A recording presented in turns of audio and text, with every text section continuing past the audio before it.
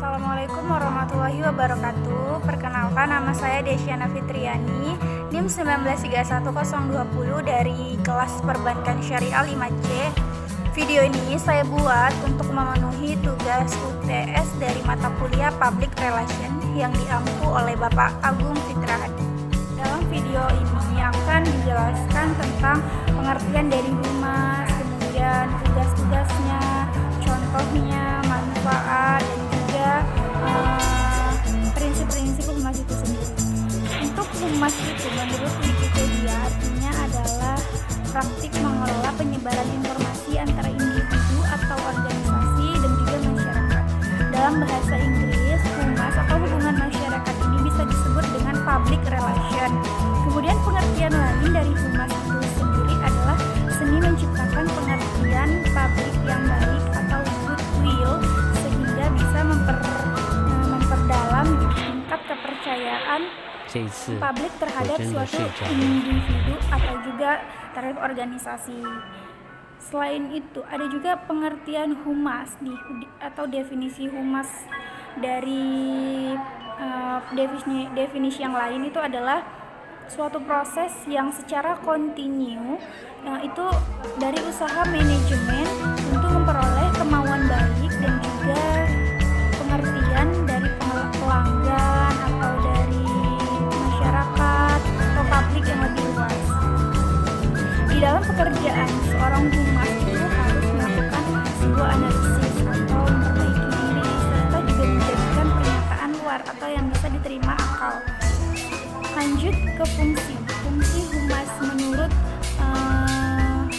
Edward itu adalah menyediakan penerangan atau pemahaman kepada publik, kemudian melaksanakan persuasi kepada publik untuk menjadikan sikap dan juga tingkah laku publik yang berubah. Lanjut itu ada usaha untuk mempersatukan sikap dan juga perilaku lembaga sesuai dengan sikap dan juga perbuatan masyarakat atau sebaliknya. Lagi ini ada beberapa tujuan dari humas. Tujuan humas itu sendiri adalah meningkatkan partisipasi, dukungan, bantuan secara nyata dan masyarakat, baik dalam tenaga, sarana atau prasarana maupun dana demi kemudahan dan terlaksananya tujuan organisasi.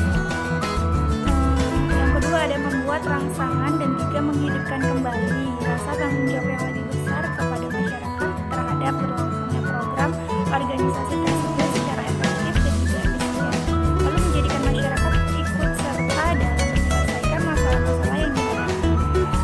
Kemudian menegakkan dan juga mengembangkan citra untuk menguntungkan organisasi kepada pemimpin ataupun stakeholdernya dengan sasaran yang terhubung, yaitu publik internal dan juga publik eksternal. Lalu membuka peluang menjadi lebih luas kepada para pemakai produk atau lulusan dan juga pihak yang terhubung di dalam kegiatan itu untuk meningkatkan mutu dari sebuah organisasi. Kemudian apa sih prinsip-prinsip dari humas atau hubungan masyarakat? Prinsip-prinsip humas itu sendiri adalah hubungan yang suatu perihal tentang sosial, bukan perihal tentang personal. Kemudian humas wajib merealisasikan program usaha dalam mencari dukungan masyarakat terhadap kebijaksanaan dan juga program lembaga yang diwakilin. Lalu humas itu dilarang untuk menipu ataupun membohongi media massa.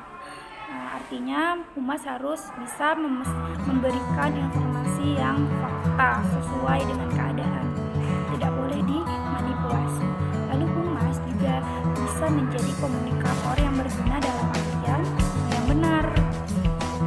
Kemudian ada humas untuk menjadikan sebuah landasan yang benar. Humas dapat bekerja dalam kegiatan untuk memberikan kebenaran atau informasi kepada peneliti yang melakukan penelitian ilmiah dalam bidang pendapat umum. Humas juga dapat bekerja sama dengan bidang lain.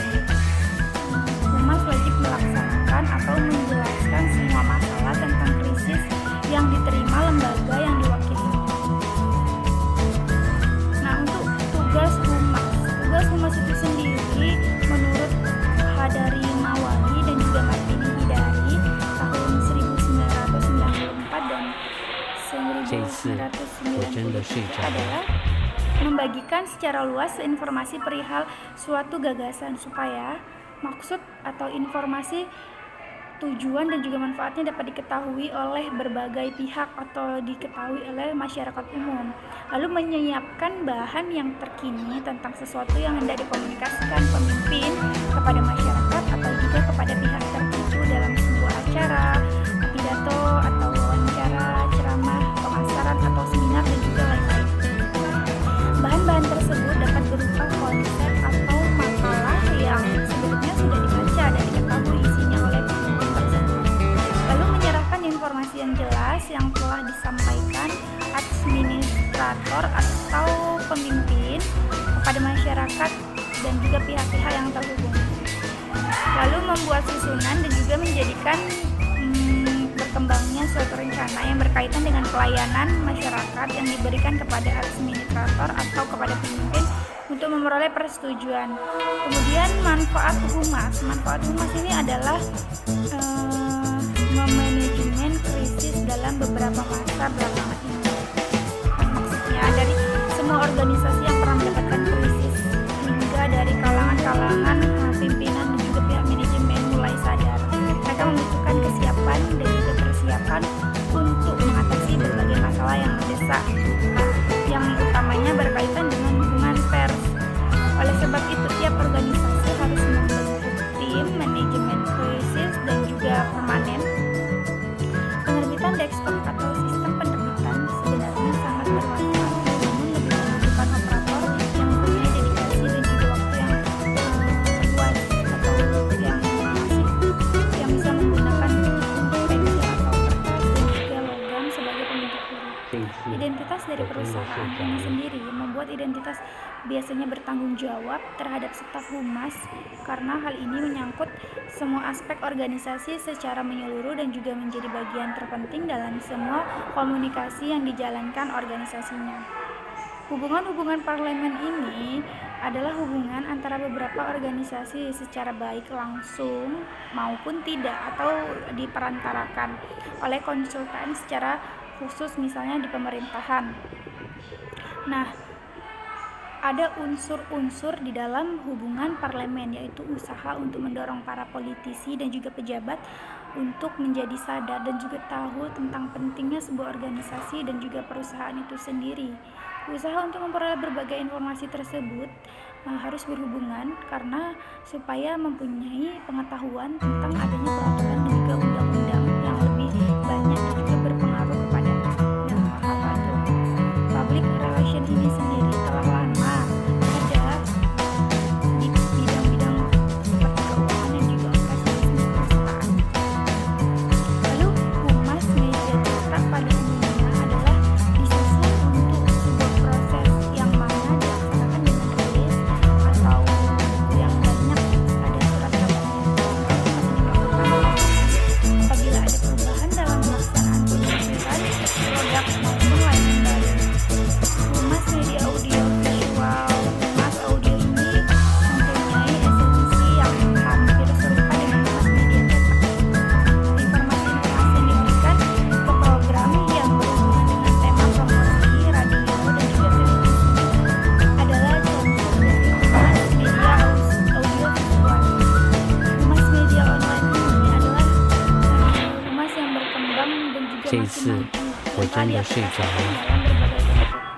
Suatu informasi kemudian ditulis dan juga dimaksimalkan dengan kata kunci yang berhubungan dengan produk dan juga bisnis. Selanjutnya informasi tersebut dimasukkan di blog atau website dan hasilnya akan dimuat dalam mesin pencari. Demikianlah telah dijelaskan tentang